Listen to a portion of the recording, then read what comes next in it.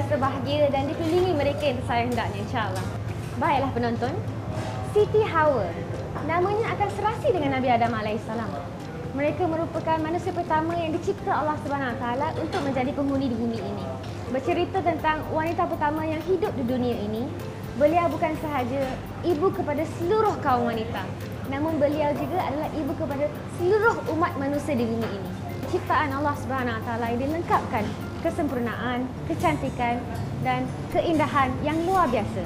Ensiklopedia Al-Hidayah kali ini berfungsi dengan anda kisah isteri Nabi pertama iaitu Siti Hawa bersama Ustaz Zul Ramli Razali.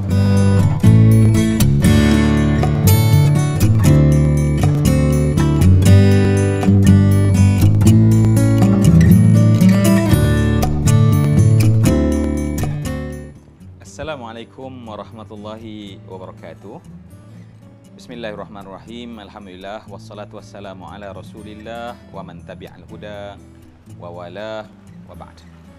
Para penonton yang saya hormati dan saya kasih sekalian, kita bersama dan kita ingin melihat pada kali ini, kalau kita nak menyebutkan dari segi perkataan, beliau bukanlah sekadar wanita syurgawi, tetapi lebih tepat beliau adalah wanita syurga. Kerana kita akan bercakap hari ini tentang seorang wanita yang daripadanya lah lahir seluruh makhluk ini. Dan apabila saya menyebut perkataan tersebut, tentu dalam gambaran kepala kita telah terbayang beliau tidak lain dan tidak bukan adalah seorang yang dipanggil sebagai Siti Hawa. Allah Subhanahu Wa Taala menceritakan, menggambarkan untuk memberi maklumat kepada kita tentang asal usul kejadian kita. Dan kita harap daripada melihat maklumat asal usul ini, kita dapat melihat tingginya kedudukan wanita itu. Dalam Al-Quran Allah Subhanahu Wa Taala menyatakan, A'udzubillahi minasyaitonir rajim. Bismillahirrahmanirrahim. Ya ayyuhan nas ittaqu rabbakumul ladzi khalaqakum min nafsin wahidah wa khalaqa minha zawjaha wa batha minhuma rijalan katsira wa nisaa.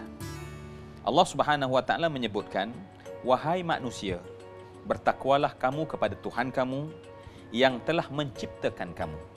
Kita diciptakan oleh Allah Subhanahu Wa Taala min nafsin wahidah, daripada jiwa yang satu. Artinya Allah Subhanahu Wa Taala mencipta terlebih dahulu bagi seluruh manusia yang jumlahnya pada hari ini trilion manusia di atas muka bumi sejak zaman berzaman. Tetapi Allah menyatakan bahawa min nafsin wahidah, daripada jiwa yang satu. Dan kita tahu beliau adalah Nabi Allah Adam alaihissalam. Wa khalaqa minha, dan diciptakan daripada jiwa yang satu itu zaujaha, pasangannya. Dan kita tahu tidak ada sebarang khilaf di kalangan mana-mana ulama tafsir bahawa isteri kepada jiwa yang satu yang disebut oleh Allah sebagai Adam alaihissalam, dia adalah pasangannya adalah Hawa alaihissalam.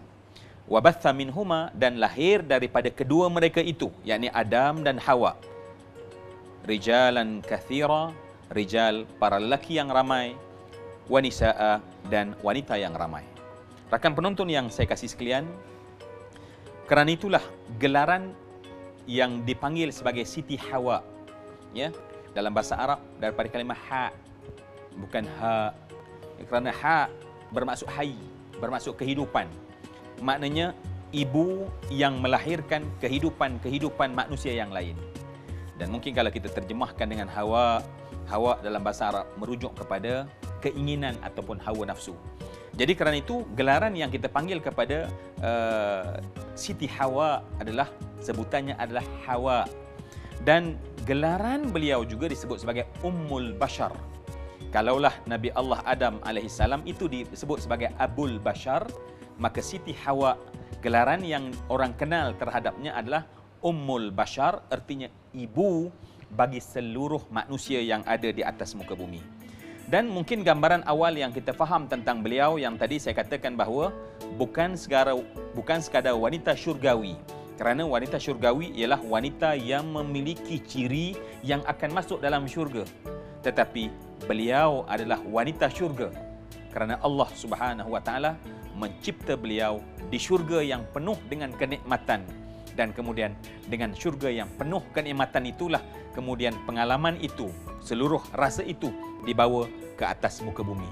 Untuk kita mengetahui lebih mendalam tentang Ibunda Hawa ini, kita akan bincangkan lagi insya-Allah selepas daripada ini.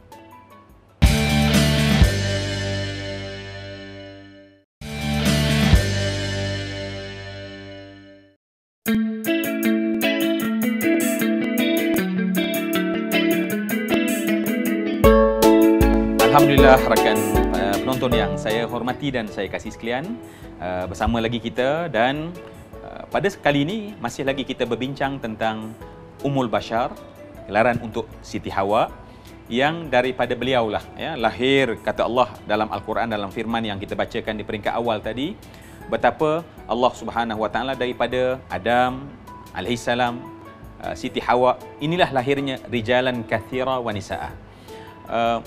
Perlu kita ingat dalam kita mengkaji ya, sejarah Siti Hawa alaihissalam ini, adalah penting untuk kita faham bahawa Allah Subhanahu Wa Taala memang ingin sejak daripada awal menciptakan khalifah di atas muka bumi.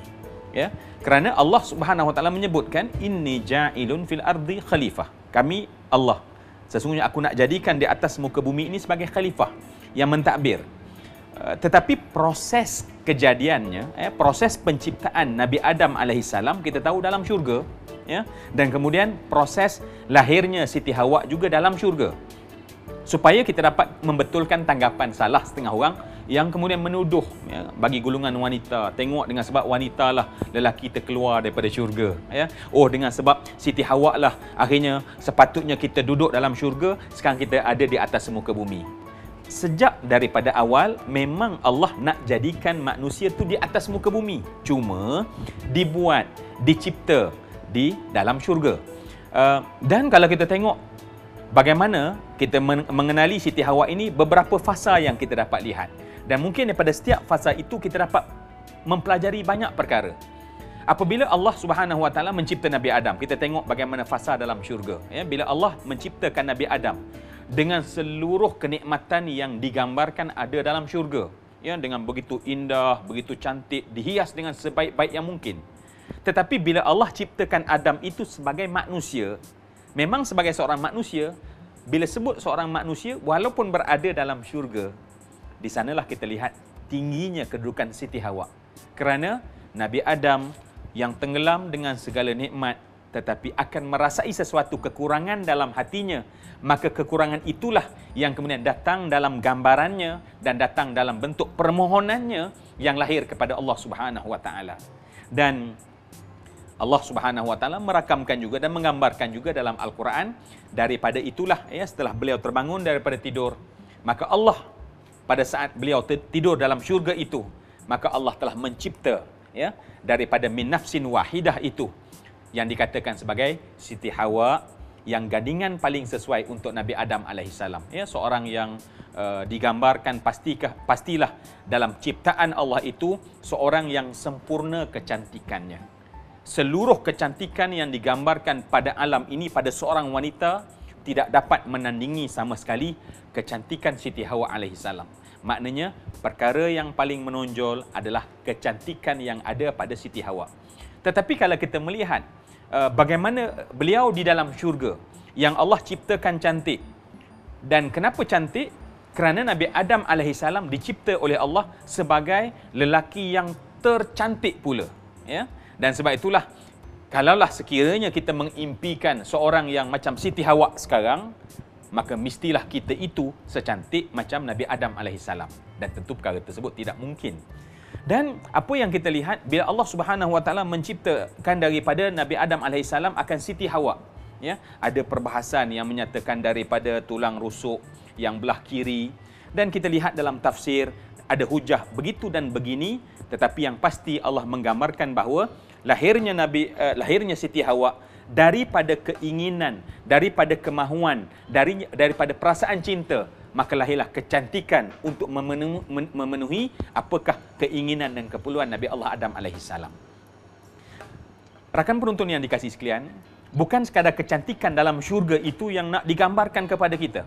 Kerana kecantikan adalah satu anugerah kurnia sejak daripada awal penciptaan seseorang. Rasulullah memberi pujian kepada wanita, merujuk kepada kecantikan dan kesempurnaan yang ada pada Siti Hawa. Dua perkara yang kata Rasulullah, al-walud dan al-wadud, yakni seorang yang banyak melahirkan, seorang subur yang boleh melahirkan zuriat. Yang kedua, seorang yang kaya dengan kasih sayang. Maka begitulah ya, mereka duduk dalam syurga penuh dengan kenikmatan seperti yang digambarkan dan kita faham tentangnya. Siti Hawa memainkan peranan sebagai melengkapkan kehidupan Nabi Adam alaihissalam dengan penuh kasih sayang yang kita katakan tadi, dan kemudian berlakulah takdir dan ketentuan daripada Allah dan lantas mereka diturunkan di atas muka bumi. Untuk kita dapat supaya wanita syurga ini masih mengekalkan sifat syurgawi. Apabila Allah Subhanahu Wa Taala takdirkan, cuba bayang seorang yang memiliki segala-galanya di syurga, seorang yang asal hendak saja di syurga dapat, tetapi sekarang duduk dan melaksanakan amalan secara praktikal. Apa yang beliau buat pada ketika itu, ya? Walaupun setelah kita tahu bahawa Allah Subhanahu Wa Taala telah menguji dan bagi begitu hebat ujian kepada seorang isteri yang telah Allah kawinkan dalam syurga ini, bila Allah turunkan ke atas muka bumi, Allah turunkan dalam dunia yang berpisah, ya. Ada riwayat yang menyatakan Nabi Adam alaihissalam diturunkan di benua yang lain yang namanya India. Bagaimana ya Siti Hawa turun yang di satu tempat yang dinamakan Jeddah, yang kemudian ditemukan oleh Allah Subhanahu Wa Taala selepas puluhan tahun di satu tempat yang dinamakan sebagai Arafah, yang dikatakan sebagai Jabal Rahmah, yang daripada sana bertemu dan berhimpun bermulanya kasih sayang. Jadi kita dapat faham bermulalah fasa kedua pula bagi Siti Hawa, yang kita tahu bahawa Siti Hawa alaihissalam memainkan peranan sebagai seorang ibu, seorang pembantu kepada Nabi Adam alaihissalam, yang kita dapati bahawa seluruh kerja-kerja yang selayaknya dilakukan maka dilakukan oleh Siti Hawa. Tidak boleh beralasan bahawa dahulu di syurga bagian dan bagian dan bagian, tetapi sekarang seluruh kerja termasuk Masya Allah apa saja keperluan untuk sebuah rumah tangga dilakukan dengan baik oleh Siti Hawa alaihissalam. Dan bukan sekadar itu, kita tahu bahawa Siti Hawa yang disebut sebagai Ummul Bashar berperanan, Allah jadikan fungsi paling asas bagi beliau adalah melahirkan, menjadi tempat bagi rahimnya untuk melahirkan zuriat dan zuriat dan zuriat yang berkembang. Jadi kita dapati bahawa bagaimana kasih sayang, bagaimana sikap yang ada pada Siti Hawa alaihissalam, dijadikan rahimnya pada ketika itu dipersiapkan oleh Allah Subhanahu Wa Taala untuk lahir setiap kembar, dan kembar yang baru lahir, kemudian lahir pula kembar yang berikutnya, dan daripadanya lah lahir zuriat pada zaman itu, dan daripada zaman itulah daripada zuriat itulah berkembang dan berkembang dan berkembang pada zuriat yang sampai pada hari ini begitu ramai dan banyak. Kita dapati fungsi peranan wanita ini terus dikekalkan oleh Siti Hawa alaihissalam.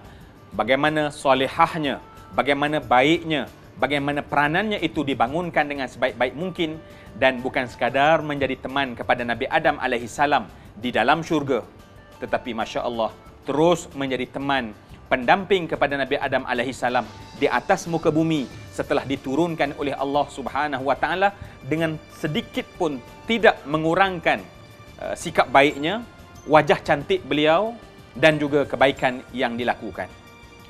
Penonton yang saya kasih sekalian, ya, kita pergi ke syurga, kita lihat bagaimana Siti Hawa di sana, bagaimana Allah turunkan pula sebagai gambaran kepada kita untuk bagaimana beliau berfungsi dan berperanan sebagai teman yang begitu baik, pasangan yang begitu baik di atas muka bumi. Maka pastinya yang terpenting daripada itu adalah bagaimana kita ingin mengambil pengajaran dan iktibar agar seluruh yang kita dengar ini dapat dijadikan teladan dan pedoman dalam sepanjang laluan kita, agar nanti akhirnya kita dapat bersama-sama dengan Siti Hawa Ummul Bashar dalam syurga yang penuh kenikmatan. Kita bincang lagi insya-Allah selepas daripada ini. Alhamdulillah, terima kasih Ustaz di atas perkongsian mengenai ibunda kami. Umi percaya Umi dan juga semua para penonton telah pun belajar sesuatu daripada wanita ulung ini, ya. Sebenarnya kita ni berkongsi seorang ibu, dan ibu inilah yang telah mengajar kita semua pekerjaan yang dilakukan oleh wanita kini. Siti Hawa sememangnya ibu kepada semua ibu. Apakah cerita selanjutnya mengenai Siti Hawa? Teruskan bersama. Al-Hidayah.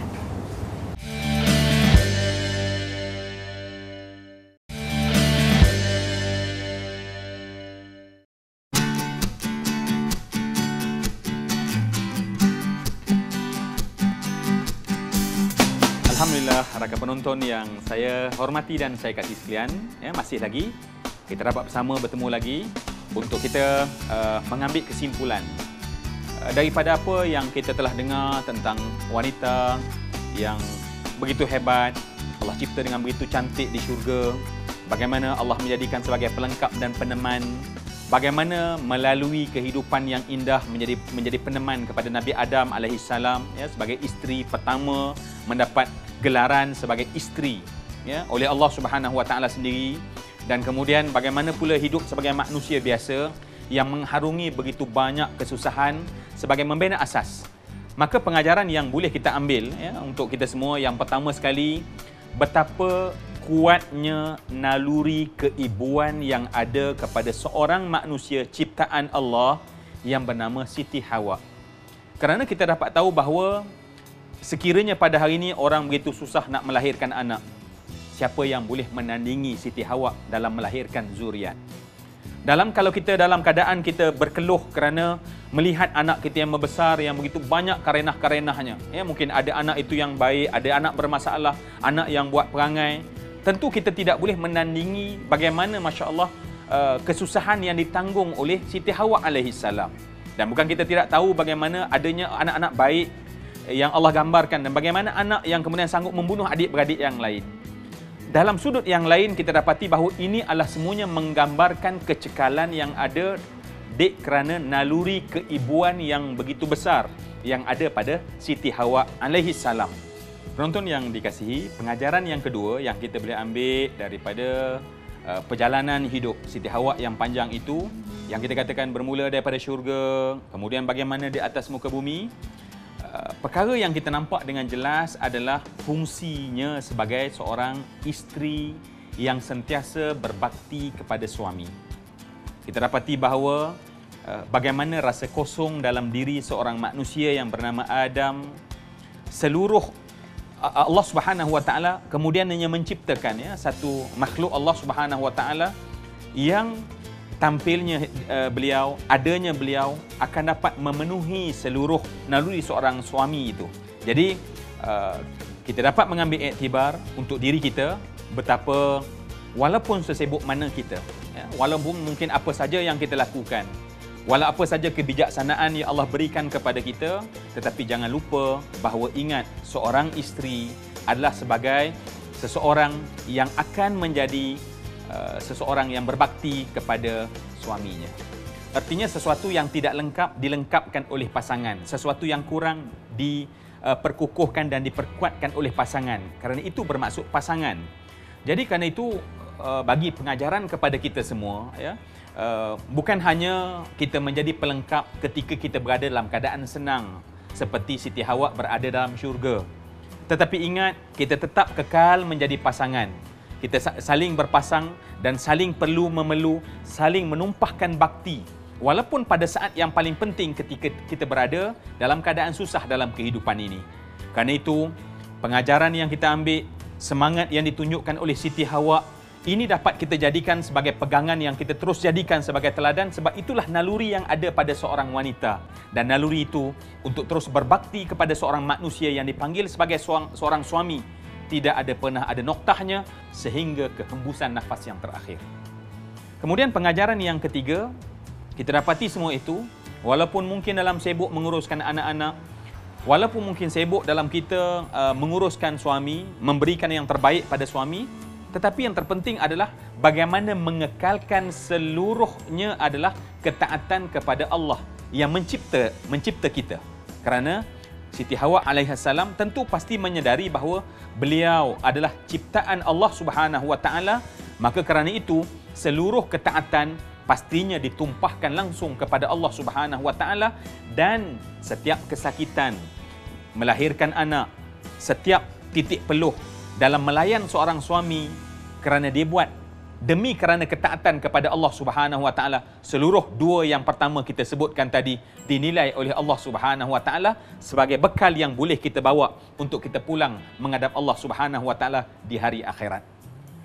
Dan kemudian satu perkara yang saya kira bila kita bercerita tentang Siti Hawa, lahir daripada beliau seluruh zuriat, tidakkah kita tersentuh dalam hati kita? Sedar tak sedar, rupanya setiap orang daripada kita, akhirnya kalau kita kaji susur galur keturunan kita, seluruhnya akhirnya akan duduk dalam rahim yang sama, yakni rahim Siti Hawa. Maka dengan sebab itu pasti saya kira Siti Hawa menjadi inspirasi yang begitu kuat kepada setiap orang daripada kita untuk terus mengekalkan hubungan silaturahim, berkasih sayang, bertolong bantu, saling bekerjasama sebagai seorang insan. Kerana sekali lagi kita ini tidak lain bukan orang lain, saya dan seluruh pada penonton, kita dahulu satu masa berkongsi dalam rahim yang sama. Jadi kerana itu saya kira Siti Hawa adalah satu gambaran di hadapan kita, paparan yang begitu baik untuk kita jadikan sebagai rangsangan dalaman untuk kita kekal sebagai apa yang sepatutnya bagi diri kita. Dan pastinya apabila kita mengambil kesempurnaan, kecantikan dan keelokan yang ada pada Siti Hawa dan kita berjaya masukkan dalam diri kita, maka tidak ada sebab untuk kita tidak bersama dengan beliau dalam syurga yang penuh dengan kenikmatan. Ya Allah, berikanlah kami rezeki dan peluang itu ya Allah di dunia dan bersamanya di hari akhirat. Sekian, wabillahi taufik wal hidayah. Wassalamualaikum warahmatullahi wabarakatuh.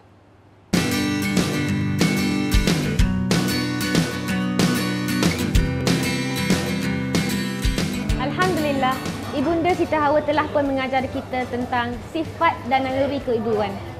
Berbakti kepada suami dan menjadi wanita yang taat pada perintah Allah Subhanahu Wa Taala. Para wanita, tanamkan azam dan jadikanlah Siti Hawa sebagai idola kita semua, insya-Allah. Al-Hidayah akan mengundur diri. Mudah-mudahan Allah meredai ibu dan ayah kita Nabi Adam dan Siti Hawa dan menempatkan mereka di syurga. Amin. Kepada semua penonton setia Al-Hidayah, ingat pesan saya, beragam muslimah dan menjadilah kita yang santun juga solehah. Assalamualaikum, jumpa lagi. Tetapi alangkah beruntungnya wanita ini sebab anak beliau menjadi seorang yang dikasihi Allah dan menyampaikan risalah Allah di muka bumi ini.